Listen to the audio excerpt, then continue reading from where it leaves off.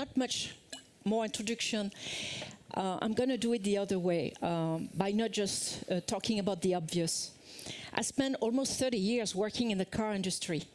When you're a designer, it's a very difficult position. Not because it's difficult to design car, absolutely not. It's because designers are always schizophrenic, because we have conviction about doing good for the planet, for the people we serve, with the product we design, and the car industry usually is not seen in that arena. So I would like to say that, I would say when I was at Renault, it was my romantic period. When I was at GM, it was my effective period. I was an executive there. Then I moved to Dassault and I become technophile. Okay, it's closer to the subject of today. Yet, I would like to say that with WDO, even what I'm doing at Dassault Systèmes, I do it with a mindset of critics, design studies, and design research, but with the background of all of my previous experience. What's happening is quite important, but it always happens. Okay, designers never follow a nice, linear, and smooth path. Design is about navigating into the ambiguity. It's about understanding what we can take from the technology and how we can just do the mediation between technology and the real means for people. How do you do that? Well, in the past, it was by just like making a deal with the industry, with the new technology, with the new materials. In the 60s, the plastic, big deal. Today is AI. What changed? Absolutely nothing. Because design is an attitude. I didn't say it, okay? Someone did it for me. But if it's an attitude, we need to just continue to just have the same level of awareness about what's going on. Because the two designers that was behind me, it's just like two designers that are fading away. It is fini, the dogmatic moment of modernism where a designer, an architect, even a car designer stand in front of his product like he will be the signature artist of it, without any care of being embedded into the milieu, the relationship, the social impact, the resource extraction, where this come from. This is the end. And this is the end because a lot of what that dogmatic approach of design is actually done by a machine. Quite nicely. Anyway, those two images needs a lot of curation. This doesn't come for free. The prompt and the way you manage your prompt to get those images, it's actually design. Something also with artificial intelligence that we need to take into consideration is the fact that it has not happened by only that text approach. Text is just one piece. We designers, we are beyond text. Text is symbolization, is institution, but we are not working in text and institution. We are working in a world of image. Image that are becoming metaverse, virtual universe. Image where we are actually being embedded into it. So that brings the artificial intelligence and our responsibility to interact with it even further deep. And I'm not talking about, as a technologist, deep learning about how this intelligence is actually learning from what we do with this intelligence. We all know that because we all use these machines. No, it's really about redefining our way of living. The everyday things that surrounding us are today more often artificial and purely dematerialized, and they have nothing to do with the things that we used to work with, the physical things. So the world of design is to go back to physicality, and people are starting to call it, you know, physi-digital, or trying to mix and hybrid meanings. So I'm a car designer, and the reason I left the car industry to work for Dassault Systèmes is because I couldn't, with my responsibility and my conviction, do anything in the car industry as a designer. I explained. When you are a car designer, you are a stylist. You are expressing modernism, the approach of standard, archetype.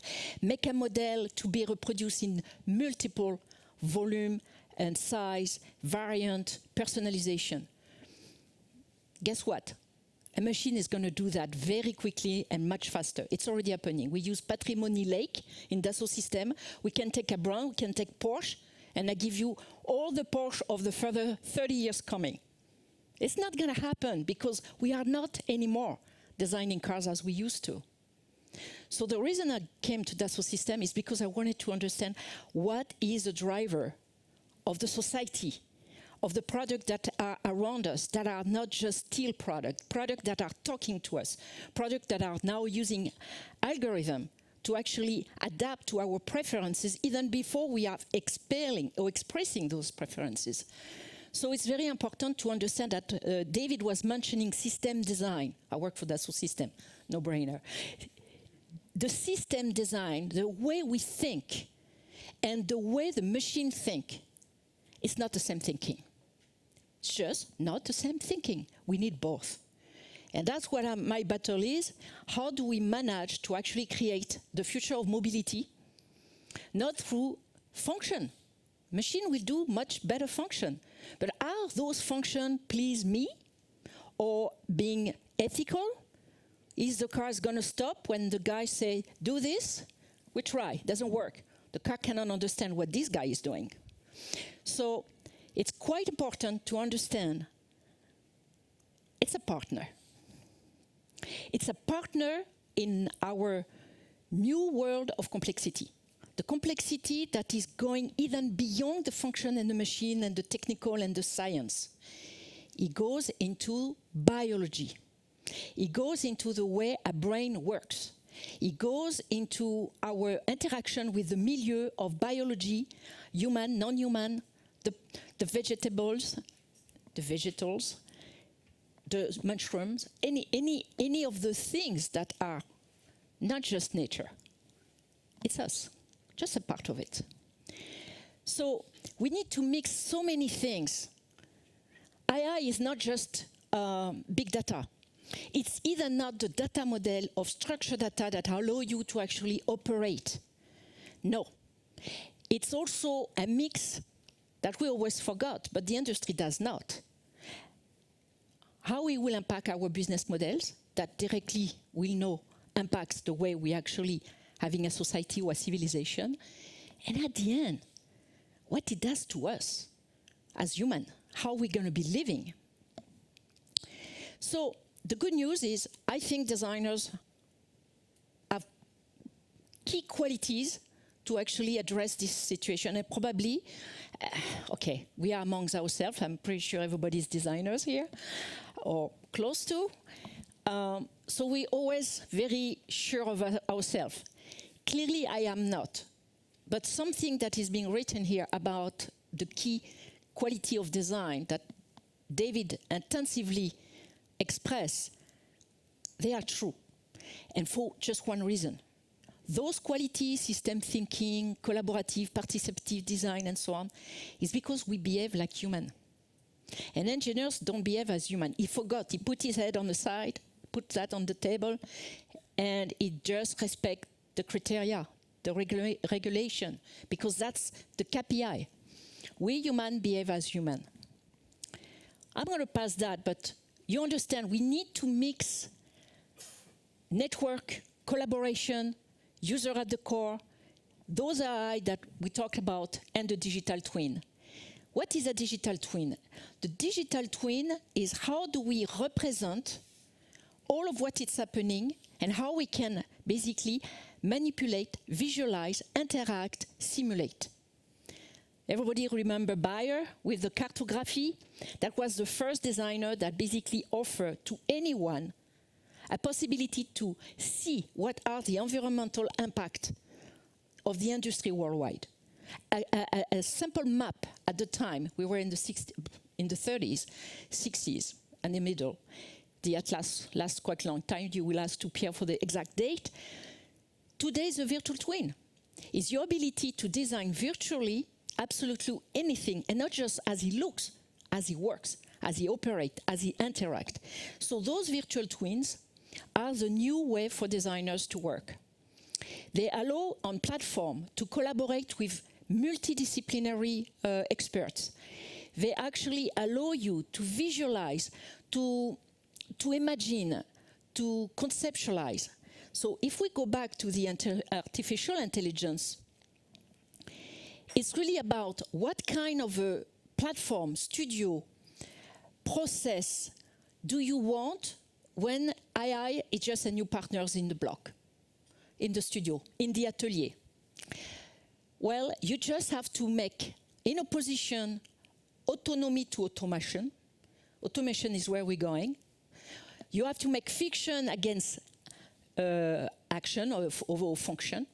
So fiction, function, autonomy, automation. And you absolutely need to put the curation and the design at the heart, the thinking at the heart, the human thinking at the heart of AI. I will finish with this idea. I'm fond of what is happening. AI today gives us the capability to go multi-scale, multi-dimension, and help us to actually decipher nature. Nature as the organology, the way the milieu and the living forms works. So in the Bauhaus, they were talking about the pattern of life, or more, Lebensform. Lebensform, it's not a concept anymore. It's something you can use in a daily work, procedure, because it's accessible. Voronoi. It's already used in the car industry quite intensively, because those parametric, algorithmic, generative type of design are quite intensively used. Why? Because now we know how to make them happen. And we just use very few learnings from nature. This is bone density that allow you to do structure. So basically that cube could be just as minimum weight as possible, minimum material as possible, but just using bone density. It's going to change entirely the design vocabulary. We use it for this chair with Patrick Join in France. It's a very famous designer in France. I don't know if you know him here. And we were actually leveraging both optimization topologic and lattice. And it's quite amazing, because you see living forms becoming quite at the crossroad of modernisms and biodesign. But something we did, we did that last week. I knew I was coming here. Andrea said, you have to come. I come. And I came, and this is a chair we did last year for Milano. And here the prompt is not a text. It's an image. So we use, the prompt is those images on the top. And the artificial intelligence were actually acting on the chair, following, not a text, an image. Imagine, for designers, we talk image, we don't talk text. That's the future. By the way, Zaha Hadid already have declared, he's CEO, that they will be using those technology for conceptualization. And we do, every day. The problem, and I will finish with that, if you are doing things that goes beyond your capacity to understand as designer, well, you probably will need, in this case, to think about how I go back to the real world. Because if you use an algorithm or something that it could be done by just capturing and mixing up an image, doesn't give you the program to lead a machine, to execute it and put it in real life. I was talking to Janine Binuin. She said, we know how to reproduce the way the organisms are gathering together and make very interesting materials. We can copy it and may replace plastic.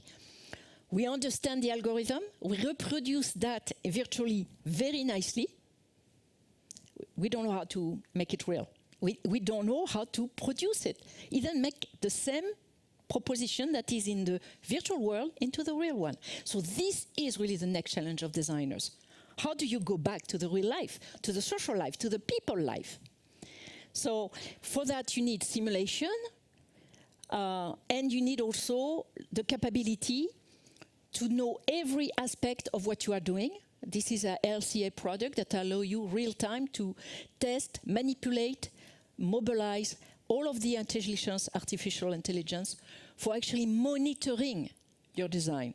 And also learning maybe by just looking, and I will stop there because I just come back from Rabat, by using some vernacular knowledge from craftsmanship, from where we basically will have to reproduce those possibilities by just relearning what we thought was just old-fashioned.